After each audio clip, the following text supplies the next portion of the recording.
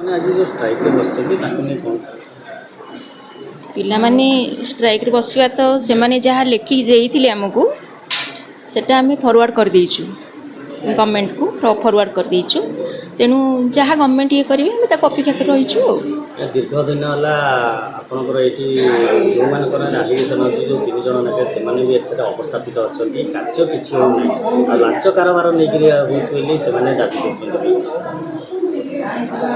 ଆମ ପାଖରେ ଯାହା ପିଲାଙ୍କର କମ୍ପ୍ଲେନ୍ ଯାହା ଦେଇଥିଲେ ଯେଉଁ ଚିଠିରେ ଲେଖିକି ଦେଇଥିଲେ ଆମେ ତାକୁ ଫରୱାର୍ଡ଼ କରିଛୁ। ଆଉ ଅନ୍ୟ ଜିନିଷରେ ମୁଁ ତ ଦେଇପାରିବିନି ମନ୍ତବ୍ୟ, କିନ୍ତୁ ସେମାନେ ଯାହା ଲେଖି ଦେଇଥିଲେ ଫରୱାର୍ଡ଼ କରିଦେଇଛୁ। ଧନ୍ୟବାଦ।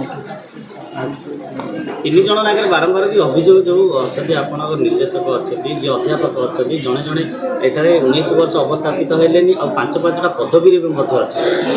ତେଣୁ ତାକୁ ନେଇକରି ଆପଣ କ'ଣ ପ୍ରତିକ୍ରିୟା ରଖିବେ ବୋଲି କହିବେ? ମୋର ବିଶେଷ ସେଥିରେ ମୁଁ କହିପାରିବିନି। ନାଇଁ ମୁଁ ହଁ ସେଟା କ୍ରିଏସନ୍ ପାଇଁ ପିଲାଙ୍କର ଦାବି ଅଛି, ସେଟା କ୍ରିଏସନ୍ ହେବା ଦରକାର।